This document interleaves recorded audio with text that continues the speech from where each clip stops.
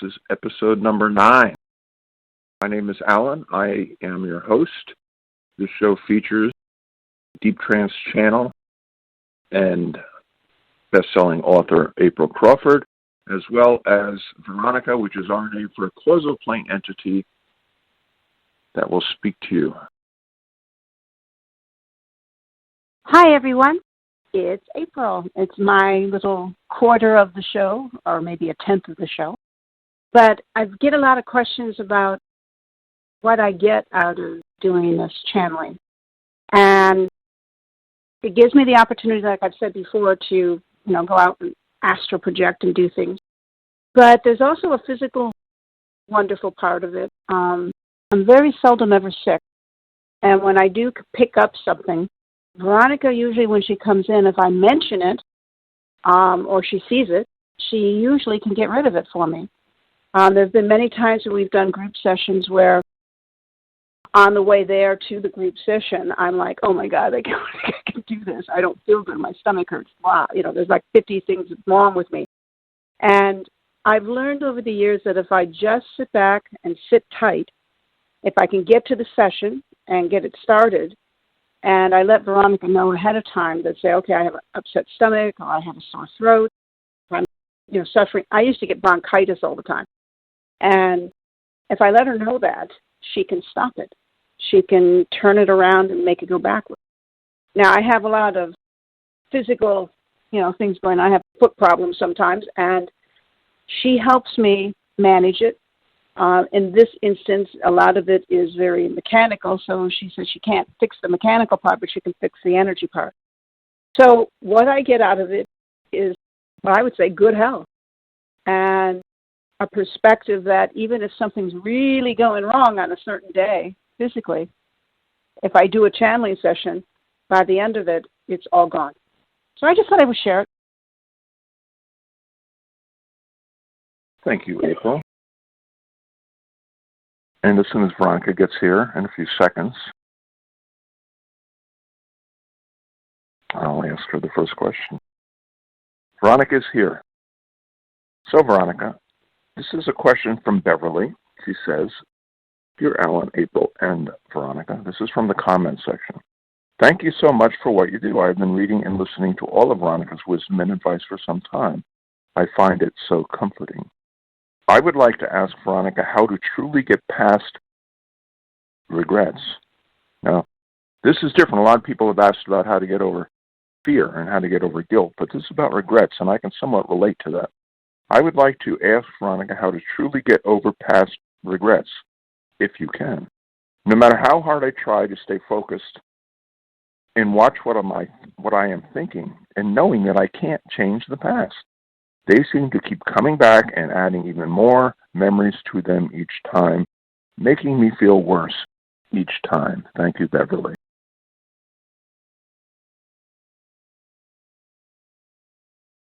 Well, dear Beverly, you have to remember that life is a journey, and that every experience that you've had, whether it's been positive or negative, it's brought you to where you are right now. And a lot of the things that you're regretting are things that you would probably never participate in again. So instead of bringing it up and continuing to regret it, perhaps consider that all those experiences brought you to a better focused place now. And in your now moment, you can create more positive choices. And if presented with an event from the past, that you would now make a different choice and not have anything to regret. It's important not to live in the past. It is important to recognize it is an experience that you've had, but it's also important to know that it was part of your journey. No one is perfect. No one can go through a whole linear life and not make a few mistakes or have a few regrets. But everyone can accept the past choices that weren't probably so great and allow themselves to stay present and stay in the now and recognize that the journey has brought you to here now and you are a much better person for it. Okay, thank you, Veronica. And now we have a question from Who's this from? Ooh, I can't pronounce the name. It's Sevgi.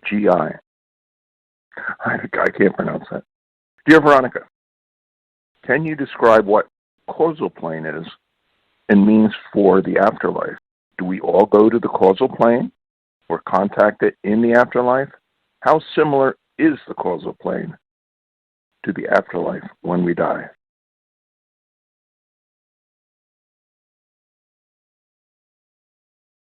The causal plane is not the level that one goes to when one crosses out of a physical linear life. There are many different planes of existence. There is the physical, which is the most dense. There are astral planes, which have a lower, median, and a higher aspect to them. Then there's the causal plane, which is really the third plane of creation. There is the akashic level, there's the mental level, and there's the Buddhic level. In the astral levels, things are not so. Things move about in a fluid fashion. And that is where most land when they come off of a physical linear life. It provides them with the ability to create aspects of the dense physical that they might need to relook at or revisit for evolution purposes.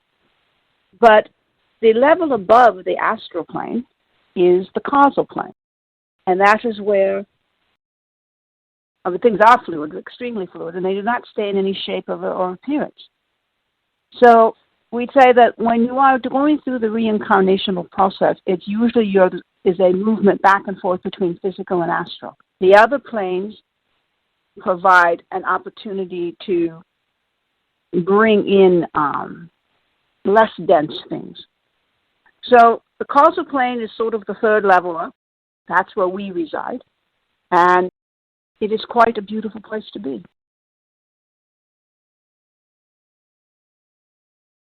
Thank you, Veronica. And before I get to this next question, I just want to mention to the listeners that I picked these questions myself, basically because I have to think of what would be generally interesting to a large broadcast audience, and not just in the United States, but in many different countries around the world. And they don't reflect necessarily why people call in to talk to Veronica for personal sessions. By far and away, most of those people call in because they want to talk about family and personal and business relationships.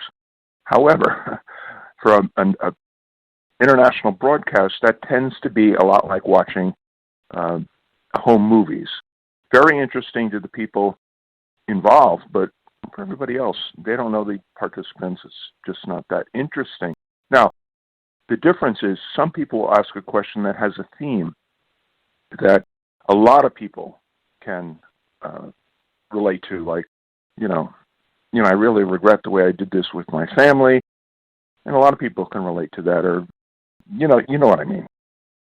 So anyway, here's my next question, Veronica. You've incarnated a lot of times physically, which is not universal.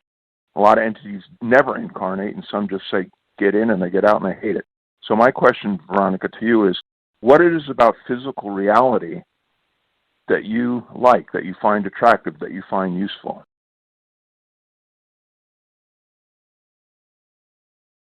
In physical reality, first of all, it's very dense. And for some, that's completely unattractive. But the denseness also provides opportunity to have experience that can propel you much faster than the fluid realities. The ability to create and participate on that dense level offers a probability of evolution that does not exist anywhere else. We find physical reality interesting because of its vividness. There's vivid color, there's vivid texture.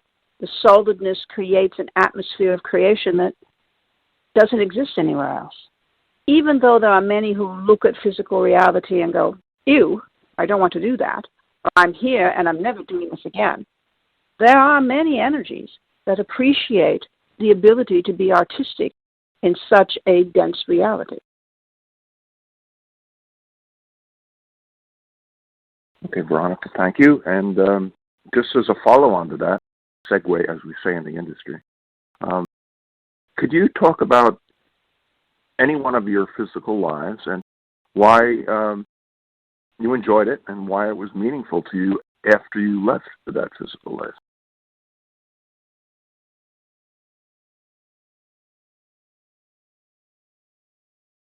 Being in physical reality for us has always been a very deeply felt experience. We, as an energy, sought out and created many heartfelt moments. There is a life that occurred maybe in, well, say, the 1500s or so, where we learned firsthand about love. Now, we're not just talking the romantic, swirly, love part or a definition of love. It was a connection with another energy where we had gone through many lifetimes not even considering love, but just considering existence and considering the probability of survival. And this particular life was one where we found for the first time deep love, deep connection, deep blending with another energy while in physical. Now, it was not an easy thing. It was not something that came to us and we were readily able to embrace it. But the connection of it and the touching of fingertips that took us on a vibratory level that was beyond any of our expectations was a beautiful thing. Connection in physical reality is always something you want to try to do. The blending of an energy that is very much like you and very much of the same thought process is always a beautiful experience. This time in the 1500s was the first time that was available, was the first time that we experienced it on such a physical level. It's not important to go into the details, but it is important to all of you that the first connection with love, real love, in a physical reality is something so sublime and so beautiful that it defies definition. You just have to go with it. If you sit back and try to define it, it becomes ridiculous. So we'd say that lifetime in the 1500s, it was in Bristol, it was in England, and it was the first time we connected with an energy on such a beautiful level that it made the whole incarnation worth it. And to this day, it is the most beautiful thing that we've ever have encountered. Thank you, Veronica. And I think I've said this before one time, but one of Veronica's great quotes to me when I was asking about the concept of love, and she was saying something about love, and I said, "You mean unconditional love?" And her response was, "Is there any other kind?" It was great. I loved it. Okay, here's something I had written down in my notes as the question most asked, ... So should I make you wait for the answer to that? Here's the question most asked. Number 1, how do I become more spiritual and more aware?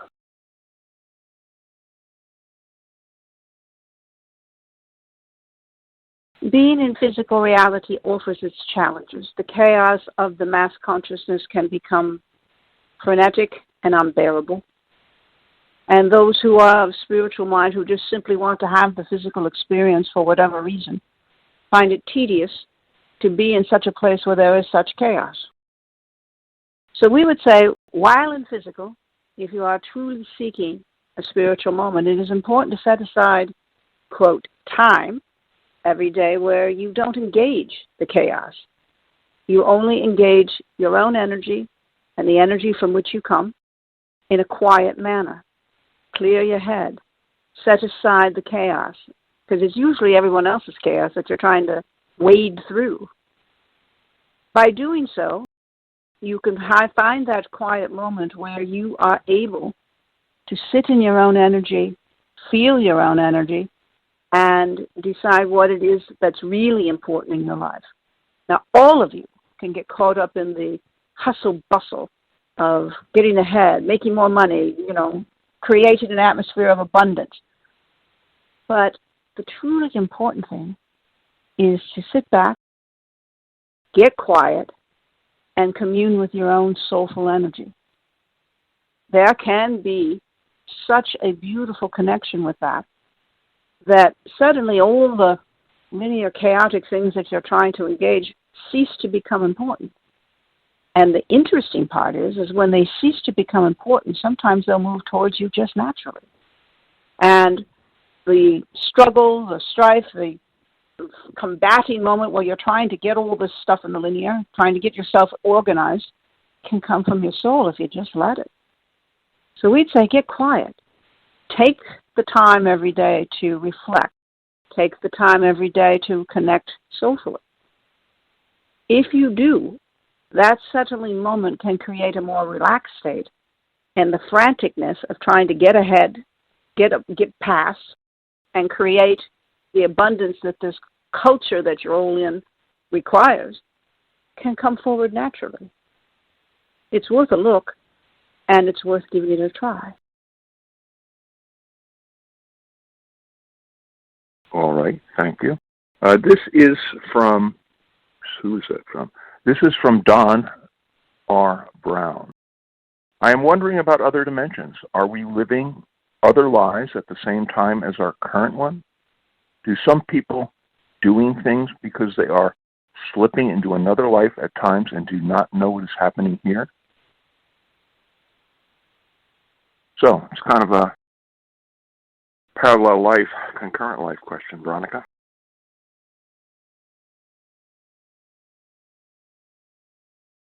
As confusing as it can be, all of you have parallel lives and concurrent lives. The parallel lives are defined as, let's say you're Mary Smith. Mary Smith has maybe 10 parallel lives where she is Mary Smith, and all of the choices that she has made for herself in this particular lifetime, all of them are played out in the parallel lives.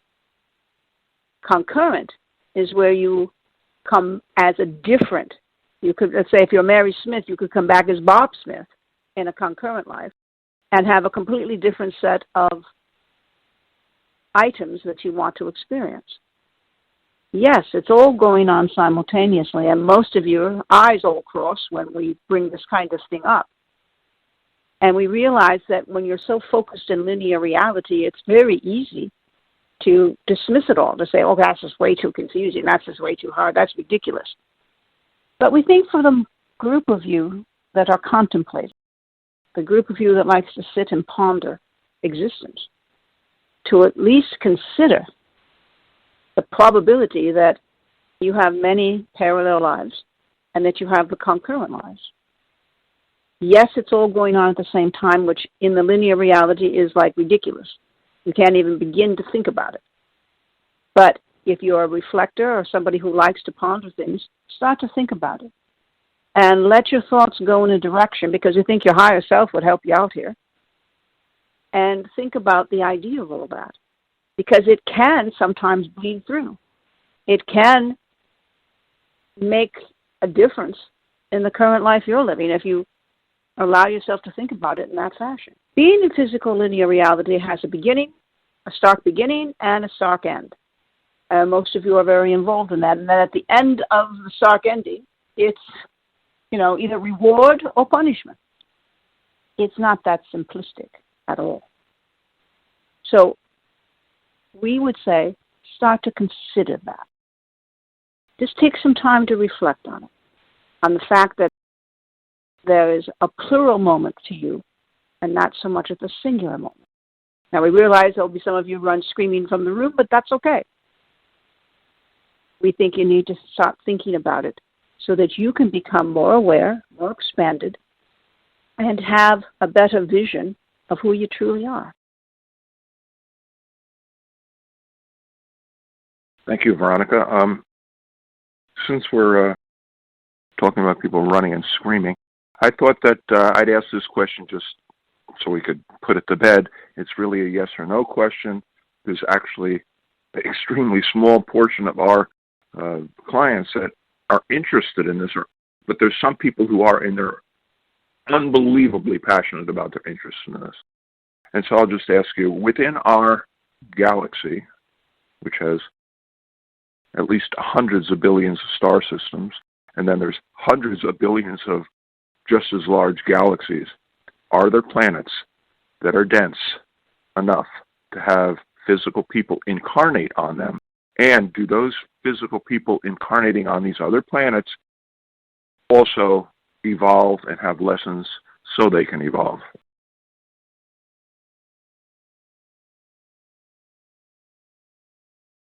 It would be rather egotistical to think that the human race is the only incarnate in this solar system. Now, we would say that the humans are on the planet Earth. We say there are also humanistic kinds of incarnates, other galaxies and other solar systems, but there are also many adaptations to that, where it's not quite the same as the standard human and can be according to how the conditions are on the planet they're on, can be very different physically. It would be very egotistical for all of you to think you're the only ones. So we would say consider the fact that it's not a competition, that it's not I'm better, he's better, I'm worse. It's all of you are having an interesting experience. And some of you do bounce around between the Pleiades, the Orion, human. You bounce around a little bit. And some of you who are incarnate as human right now, maybe not your favorite condition. It might be that you prefer Pleiadian, but you've come to the Earth plane to be of assistance in some way, shape, or form. And by the way, yeah, the Earth does need some assistance. So just to believe that the planet Earth is the only place where life exists is not accurate. Thank you, Veronica. And another question that has come in quite a bit, and we'll ask that just one last thing before your message to these people and the world, and that is, why talk to an entity? Why is that worthwhile? Now, I know why I think it's worthwhile, and it's incredible and life-changing, but for somebody new to this, why bother? Why talk to an entity? Why read the Seth books? Why read April Crawford's books? I mean, what's the point? You're going to die anyway.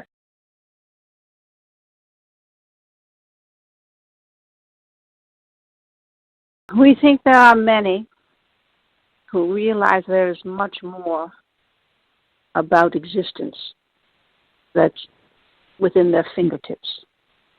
We think there are many who realize if they stretch their hand out in front of them and their fingertips extend so far, they realize that to believe that that's as far as it goes is very limiting. We think there are many of you who know better. Now, if you don't know better, it's important to start thinking in a more expansive way. It's so easy in physical reality to get caught up in all the daily drama and make the Earth plane the only plane that you participate in. We think if you're listening to this podcast, you're wanting to know more. You're wanting to extend further. You're wanting to move through the veil into a more esoteric kind of viewpoint because you realize that physical reality is limiting. So we'd say, decide that you're going to at least move forward and start considering other aspects of reality. Now, most of you, because you're here, are already doing that. And we're here to help and facilitate all of you doing that.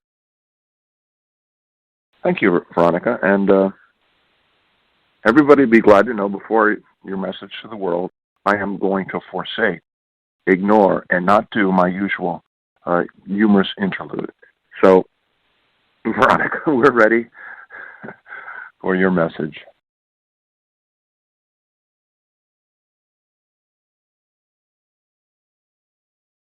we realize that all of you are looking around you at the chaos and wondering, what can I do? Well, how can I fix this? Well, what's happening?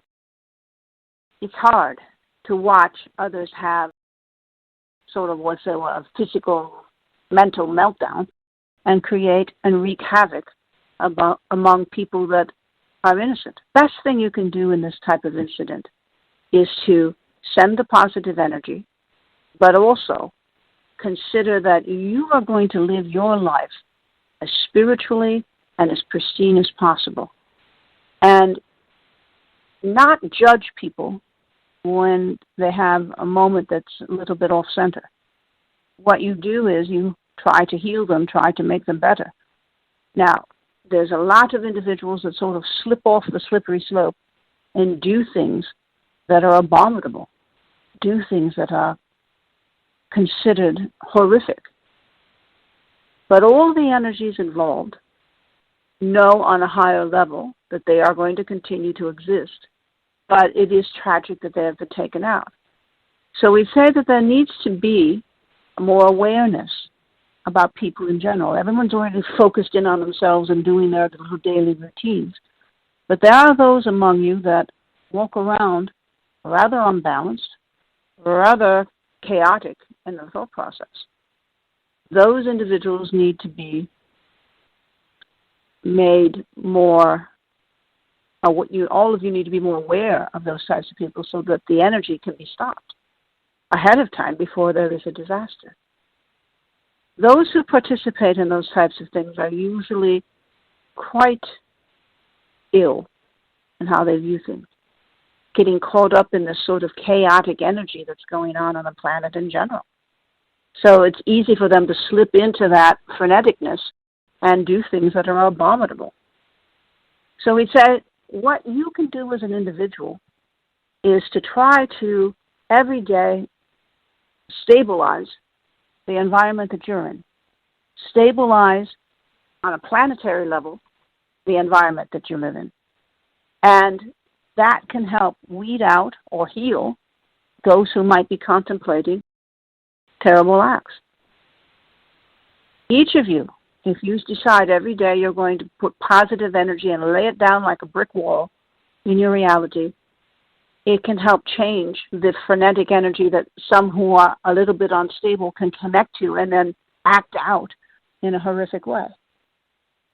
Those who understand energy and those who understand the nonlinear part of this, please, every day, your energy is valuable. Your ability to connect and stabilize does exist. Don't just feel like, well, oh, gee, I'm one person. What can I do? If all of you decide that you're going to send this positive energy in and try to stabilize, it can make a difference.